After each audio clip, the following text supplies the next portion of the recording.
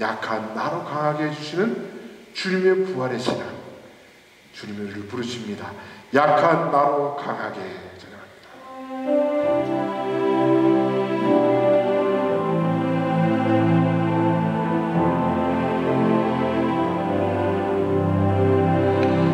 약한 나로 강하게 가난한 날 구하게 눈먼 날 볼 수 있게 주 내게 하셨네. 호산나 호산나 죽임 당한 어린 양 호산나 호산나 예수 다시 사셨네. 호산나 호산나 호산나 죽임 당한 어린 양 호산나 호산나 예수 다시 사셨네. 내가 건너야 할까? 내가 건너야 할까? 거기서 내 죄 씻겼네. 이제 주의 사랑이 나를 향해 흐르네. 호산나 호산나 죽임 당한 어린 양 호산나 호산나 예수 다시 사시. 한 번 더 호산나 호산나 호산나 호산나 죽임 당한 어린 양 호산나 호산나 예수 다시. 한 번 더 호산나 호산나 호산나 호산나 죽임 당한 어린 양 호산나 호산나 예수 다시 사셨네. 아멘.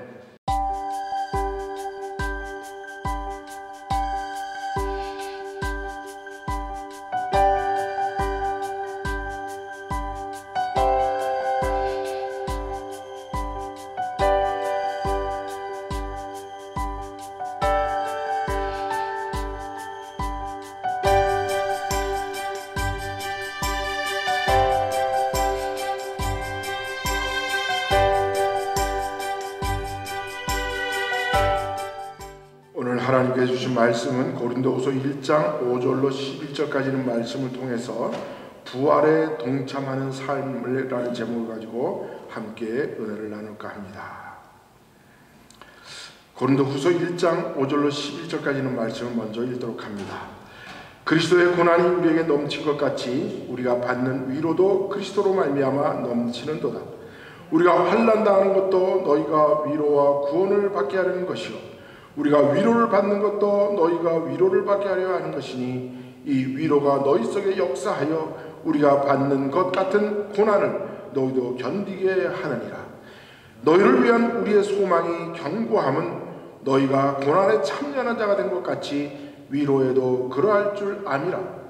형제들아, 우리가 아시아에서 당한 환난을 너희가 모르기를 원치 아니하노니 힘에 겹도록 심한 고난을 당하여 살 소망까지 끊어지고 우리는 우리의 자신이 사형 선고를 받은 줄 알았으니 이는 우리로 자기를 의지하지 말고 오직 죽은 자를 다시 살리시는 하나님만 의지하게 하심이라.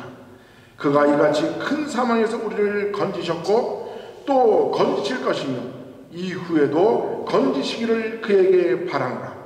너희도 우리를 위하여 간구함으로 도우라. 이는 우리가 많은 사람의 기도로 얻은 은사로 말미암아 많은 사람이 우리를 위하여 감사하게 하려 함이라. 아멘. 할렐루야. 예수 다시 사셨습니다. 그 부활의 소망이 오늘 우리 사도 바울께서 아가서 지방에 있는 고린도 교회에게 주신 이 말씀이 우리에게도 위로가 되고 우리에게 힘을 얻고 우리의 삶에서 부활의 신앙으로 어떠한 고통과 고난도 이길 수 있는 그런 힘을 갖기를 원합니다. 그것이 바로 우리가 부활에 동참하는 삶입니다.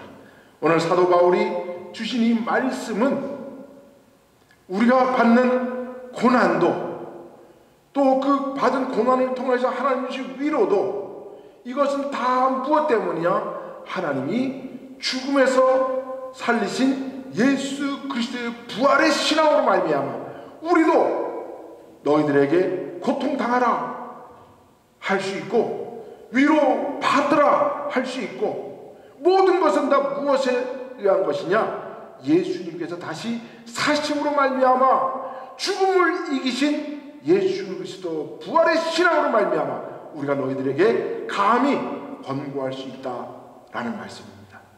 믿으십니까?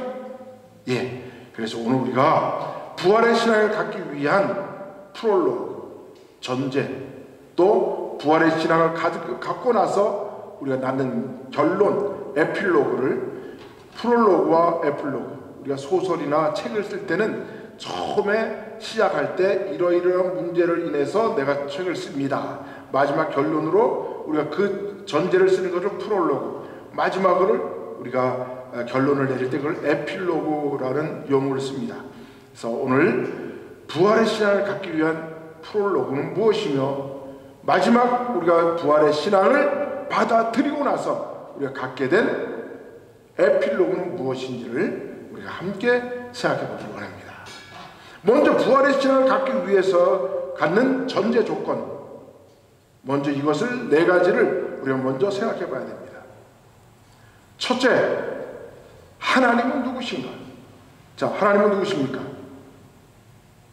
하나님은 천지를 창조하신 창조주시죠.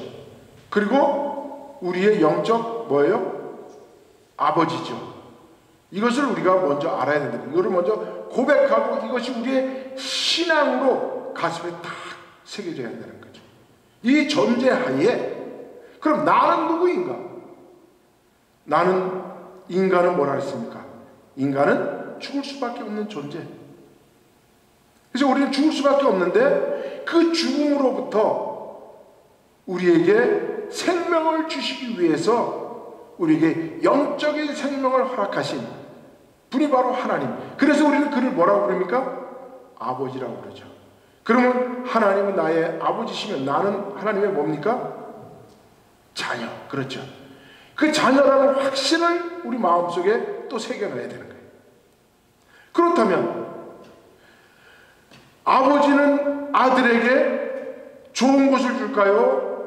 나쁜 것을 줄까요? 아버지는 아들이 고통당할 때 그것을 내버려 둘까요? 그것을 이길 수 있는 힘을 주실까요? 자, 두 가지 전제에 의하면 아버지는 아들이 힘들고 고통받고 어려운 가운데 있을 때 그 아들이 그 시험을 이길 수 있도록 힘과 능력을 주시죠. 그죠? 믿으시죠?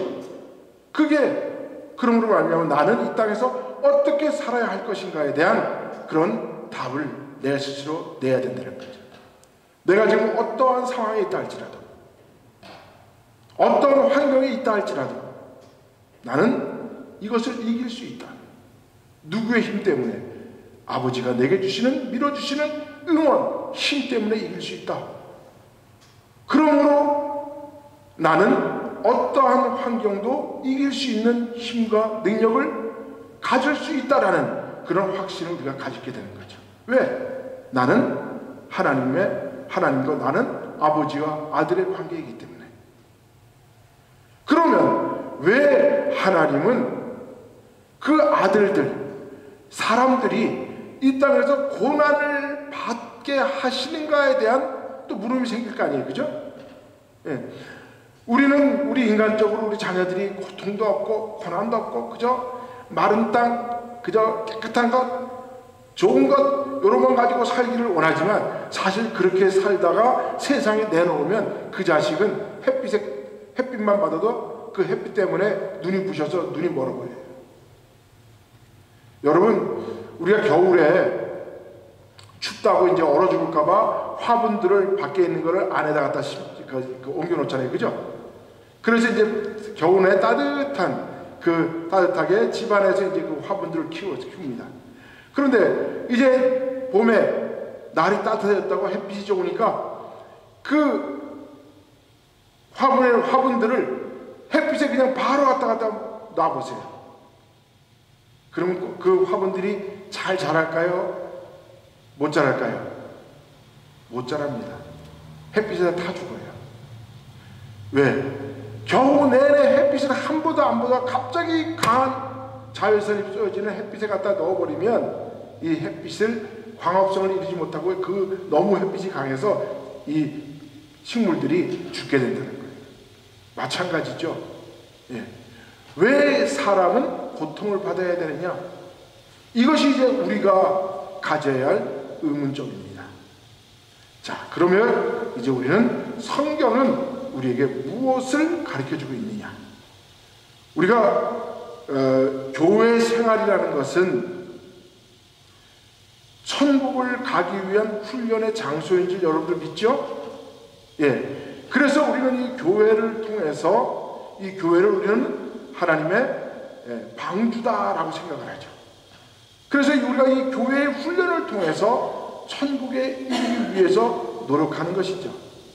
근데 그것을 아주 구도적으로 우리에게 보여주는 그것이 바로 이스라엘 백성들이 애굽을 탈출해서 홍해를 건너고 광야에 40년 동안을 살다가 요단강을 건너서 하나님의 젖과 꿀이 흐르는 약속의 땅으로 들어가는 그 구도를 한번 생각해보면 우리가 지금 신약시대에서 우리가 왜 교회 생활을 어떻게 해야 될 것인가에 대한 해답이 나오는 거죠. 야곱의 자녀 70여 명이 애굽 땅에 들어가고 나서 430년이 흐른 후에 이스라엘 백성들이 차츰 그 애굽의 바로의 왕의 노예들이 되고 납니다. 그러니까 하나님이 더 이상 그 하나님의 구속사에 의하면 이스라엘 백성들은 그 약속의 땅 가나안 땅으로 데리고 가야 되는데 이스라엘은 애굽 땅에 있으면 있을수록 점점점 노예 같은 삶을 살게 되니까 하나님이 그들을 이제 가나안 땅으로 이끌어가기 위해서 모세를 세워서 그들이 애굽을 출발해 나갑니다.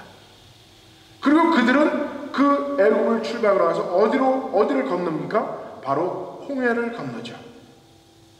홍해를 건너서 그들이 40일이면 갈 수 있는 그 광야를 가야 되는데 그들이 그 노예 근성을 버리지 못하고 가나안 땅에 노예 근성을 가지고 새로운 땅에 들어가면 그 땅도 노예의 땅이 되기 때문에 하나님께서는 40일 동안 갈 수 있는 그것을 하루를 1년씩 더 해서 40년 동안 그들이 광야에 훈련을 받게 하죠.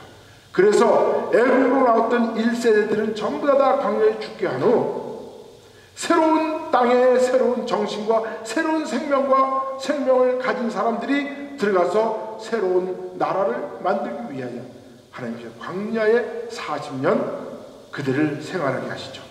그리고 하나님은 그들을 그냥 두지 않으시고 낮에는 구름 기둥으로 밤에는 불 기둥으로 그들을 가르치시고 인도해 주셔서 그들이 40년 동안 생활을 고난의 광야 교회의 생활을 하게 하셨다.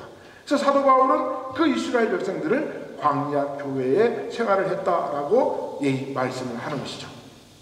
그리고 그들이 훈련을 마친 후에 새로운 땅에 들어가서 살 수 있는 그런 영적 에너지를 갖고 그들의 생각과 사고가 새로운 땅을 받아들일 수 있는 것만큼 됐을 때 하나님께 그들을 요단강을 건너게 하십니다. 그리고 그들이 하나님 말씀에 따라서 여호수아를 지도자로 삼아서 이제 가나안 땅을 정복해 들어가죠. 그리고 그들이 결국 적과 꿀 이유는 하나님 약속의 땅 가나안 땅으로 들어가게 됐다는 거죠. 이것이 그 가나안 땅이 이스라엘이 되고 오늘날 이스라엘 사람들이 사는 그 나라가 되었다는 거죠.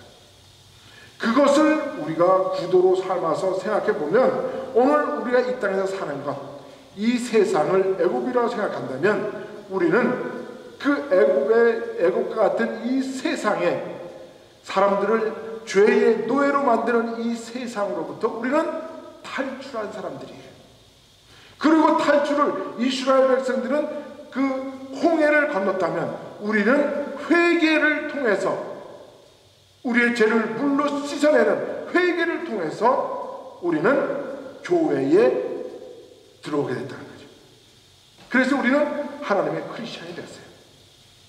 그리고 교회의 삶을 통해서 우리는 예배의 삶을 통해서 우리는 고난의 훈련을 받는 것이다. 이스라엘 백성들이 40년 동안 얼마나 괴로웠으면 하나님이 그들을 낮에는 구름기둥과 밤에는 불기둥으로 우리를 인도하셨을 거예요. 마찬가지입니다. 우리가 교회 생활하는 것이 편하려고 안락하려고 이곳에 안주해버리려고 우리가 하는 것이 아니라 우리는 교회를 언젠가 떠나야 돼요. 왜? 천국에 들어가기 위해서. 우리가 한국을 가기 위해서 반드시 뭐를 타야 됩니까? 비행기를 타죠. 그럼 비행기가 한국에 내렸습니다. 난 한국에 왔으니 난 비행기 여기에 목적에 있으니 난 비행기에서 안 내려. 그러면 한국 땅 못 박는 거예요. 어떻게 해야 됩니까? 비행기를 내려야 돼요. 그래서 우리가 마지막에 교회는 천국에 들어가면 이미 거기가 교회야. 완전한 교회. 눈에 보이는 교회. 그래서 우리가 이 땅에 있는 교회는 방주같이 되는 거예요. 네. 그러면 우리는 이 교회의 삶이라는 것은 결국 훈련받는 이스라엘 백성들처럼 우리가 영적인 사람이 되기 위해서 우리가 훈련받는 생활이다. 그리고 이스라엘 백성들이 나중에 이제 노예의 그 근성을 다 버리고 새로운 하나님의 약속의 말씀을 받을 수 있는 그러한 마음밭과 정신상태가 되었을 때 그들이 요단강을 건넌 것처럼 우리는 성화되어진 그러한 몸과 마음을 가지고 새하늘과 새 땅에 들어가게 되는데 천국에 들어가야 되는데 성화라는 말은 무엇입니까? sanctification. 저는 그것을 지저스피케이션 그래요. 예수님화 되는 거예요. 우리가 예수님화 되는 거예요. 교회 다닌다고 다 천국 가는 것이 아니죠. 교회 나온다고 다 우리가 하나님의 자녀가 되는 것은 아니죠. 하나님의 말씀으로 훈련받고 하나님 말씀으로 말미암아 내 삶을 변화시키고 내가 이제 예수님처럼 살기로 작정하는 그것을 우리는 성화된 사람이다 라고 합니다. sanctification. 그런 사람이 천국에 들어가는 이런 구도를 우리가 만들 수 있는 것이죠. 그래서 우리가 사는 이 땅을 이스라엘 백성들이 40년 광야 생활하는 것처럼 인생은 고단한 거예요. 인생은 뭐 하다고요? 고단하다. 인생이 고단하지 않으면 어린아이들이 태어날 때 웃으면 태어날 거예요. 근데 어린이들이 엄마 뱃속에 나올 때 웃으면서 태어납니까? 울으면서 태어납니까? 울면서 태어나죠. 왜? 그들도 알거든요. 인생은 고단한 것이다. 고단한 것이에요. 그래서 우리 인생이 고단하기 때문에 우리에게 쉼과 안식을 주는 예수님 앞에 나가는 거예요. 병든 자가 의사를 찾는 것처럼 아프지 않는 자는 의사를 안 찾아요. 우리 인생이 고단하지 않고 태어날 때부터 그저 금수저로 태어나가지고 그저 아무런 꺼리낌 없이 아무런 시험 없이 아무런 고통 없이 아무런 것 없이 그러면 인간이 온전한 인간이 될까요? 화분 속에 자라는 꽃은요 바깥에 나가면 햇빛 바로 먹으면 그냥 죽는다 했잖아요. 네, 인생은 고단한 거예요. 왜 고단한지를 제가 지금부터 말씀드리겠습니다. 하나님이 천지 창조하실 때 하나님의 천지 창조는 밝음으로부터 시작했을까요? 어둠으로부터 시작했을까요? 하나님이 천지 창조하실 때 창세기 1장을 통하십니다. 하나님이 태초에 천지를 창조하시라. 그리고 2절부터는 그것에 대해 설명을 주셔요. 그때 2절에 뭐라고 말씀하니까 2절에 땅이 혼돈하고 공허하며 흑암이 깊은 가운데 있고 하나님의 신은 수면에 운행하시더라. 그럼 하나님이 만들어낸 천지 창조가 처음에 뭐였어요? 환한 빛이었어요? 캄캄한 어둠이었어요? 캄캄한 어둠이었어요. 그래서 우리는 이 세상은 어둠으로부터 시작했기 때문에 이스라엘 백성들이 지금도 하루가 햇빛이 일어나서 환한 때부터 시작하는 하루가 아니라 저녁 때부터 캄캄해지는 밤으로부터 시작돼요. 그래서 하나님도 성경에서 그 뭐라 했어요? 밤이 되고 아침이 되니 이는 첫째 날이다. 저녁이 되고 아침이 되니 이는 둘째 날. 밤부터 시작이에요. 그럼 우리는 환한 것이라는 것을 어떤 기쁨과 환희와 뭐 이런 것을 생각하면 어둠은 뭐예요? 뭔가 아직까지 손에 잡히는 것도 없고 아직까지 뭔가 확정된 것도 없고 아직까지 뭔가 불안한 상태. 그렇죠? 그러니까 우리 인생은 시작은 어둠부터 시작하기 때문에 우리가 인생은 고단함부터 시작하는 거예요. 그래서 하나님의 신은 수면에 운행하시니라. 하나님의 신은 뭐예요? 성령이에요. 성령이 그 어둠과 혼돈과 흑암 가운데 있는 그것을 싹 지나가실 때 하나님의 천지 창조가 쫙 그림으로 나타난 거예요. 그래서 어두움이 빛으로, 케이오스, 혼돈과 어두움의 세계가 하나님의 성령의 신이 쭉 지나가면 거기에 코스모스, 질서의 우주가 쫙 그려지는 거죠. 이해가시죠? 저는 이거를 옛날에 어떻게 이거를 이해했냐면요. 제가 어렸을 때 아마 중학교 때 했을 거예요.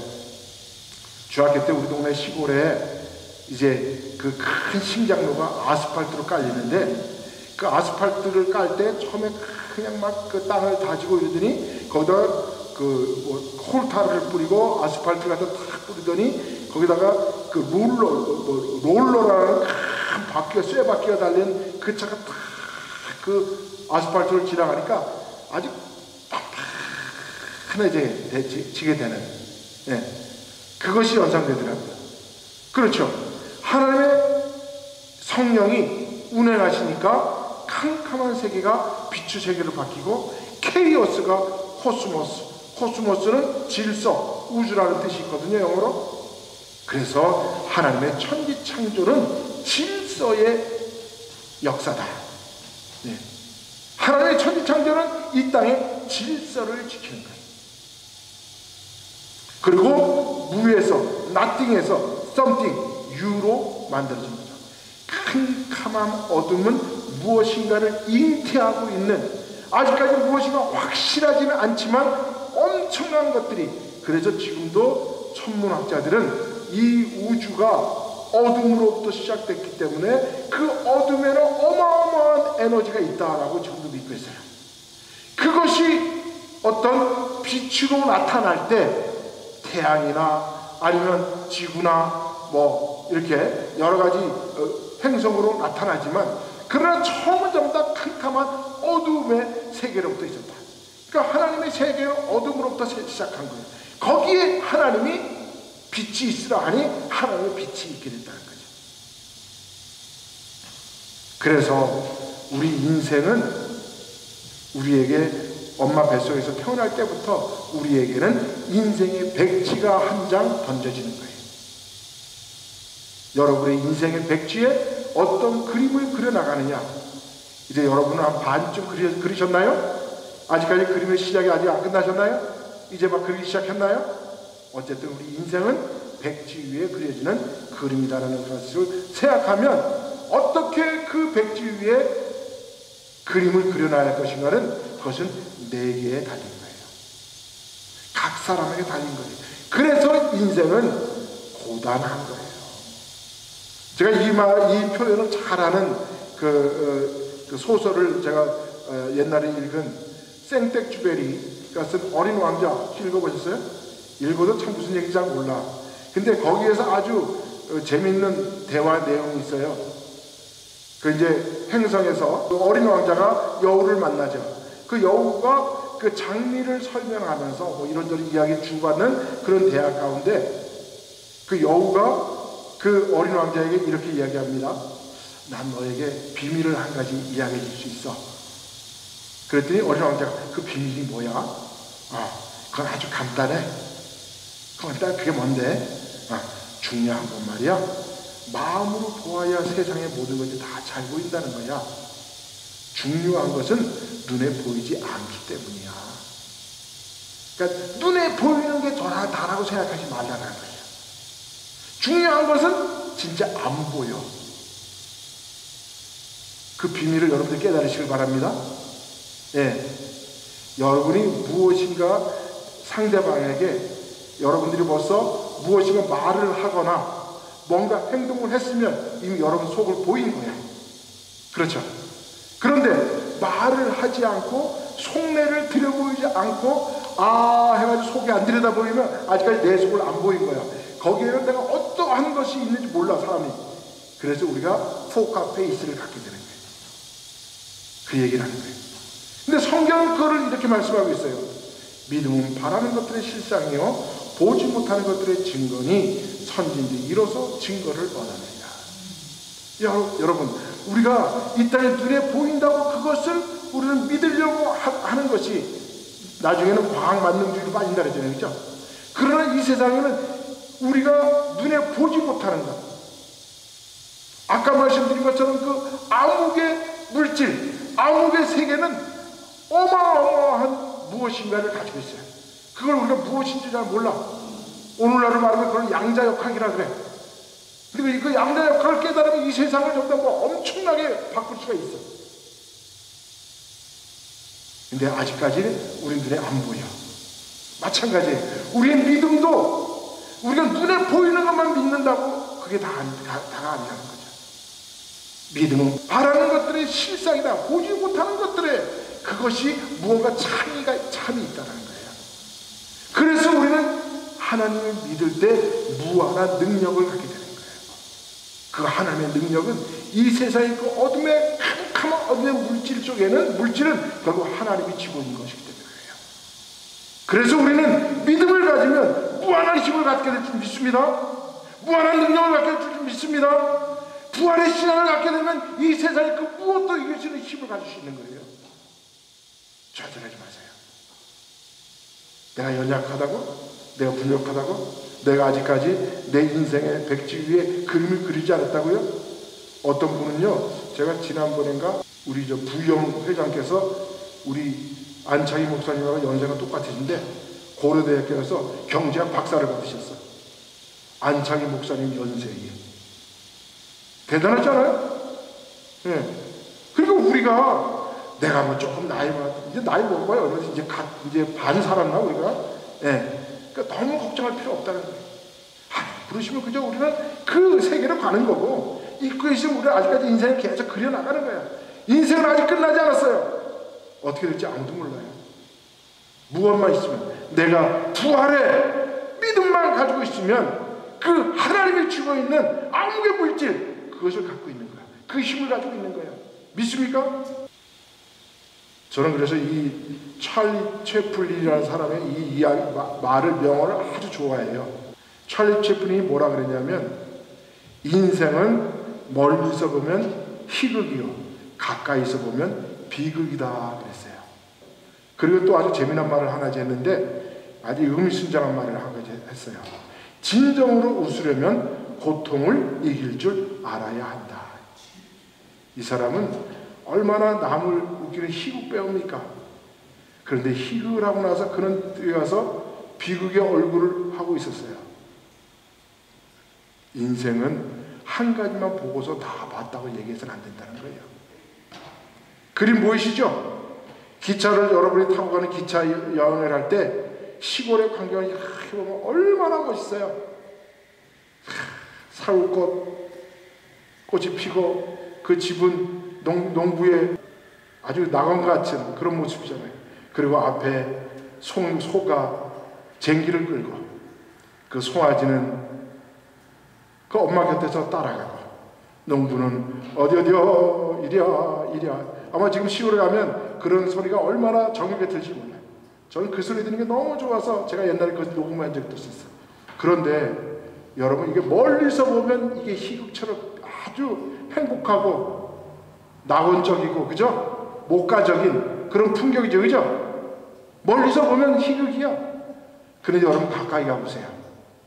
가까이 가서 그거를 보면요, 이 송아지는 속으로 뭐라 하는지 알아요? 아이고, 빨리 좀 밥 좀 그만 가르쳐. 나 배고파 죽겠어. 우리 엄마 젖 빨아야 돼. 이 엄마 손은 뭐라 그럴까요?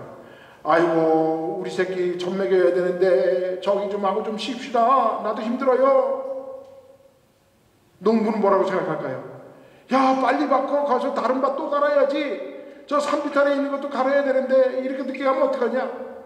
생존에 달려있는 게, 생존이 여기에, 예, 땀 흘리고 피 튀기는 생존이 달려있는데, 가까이 보면, 멀리서 보면 이렇게 아름답게 보인다니까. 찰리 채플린의 말이 맞는 것 같아요. 예. 인생은 멀리서 보면 희극이요, 가까이서 보면 비극이다. 저도 우리 목사님들 만나보고 또 친구들 만나고 뭐 이렇게 사는 사람 보면 어느 가정이든지 근심 걱정이 없는 집이 없어요. 아주 행복해 보이지만요, 그 댁에 들어가 보면 아무리 부자라 할지라도, 아무리 고건 대월 같은 집에서 사는 사람이라 할지라도 그 내면을 한번 들여다보세요. 뭔가 문제들을 하나씩 다 안고 있어요. 그게 인생인 거예요. 그러니까 편하려고만 살지 말라는 거예요. 내가 아픈 것만큼 다른 사람도 아픔을 느끼고 살아요. 예. 돈이 많다고 행복한가요? 저는 그건 절대 아니라고 생각해요. 예. 그렇습니다. 우리 인생은 고단한 거예요. 그래서 멀리서 보면 다 아름다운 희극같이 보이지만 가까이서 보면 다 무언가 한 가지 풀 수 없는 숙제, 내 가슴을 후벼파는 그런 고통과 고난들이 한 가지씩 다 있다는 거예요. 그래서 우리 인생은 고단한데, 그런 고단한 삶을 하나님은 우리에게 훈련으로 주셨다는 거예요.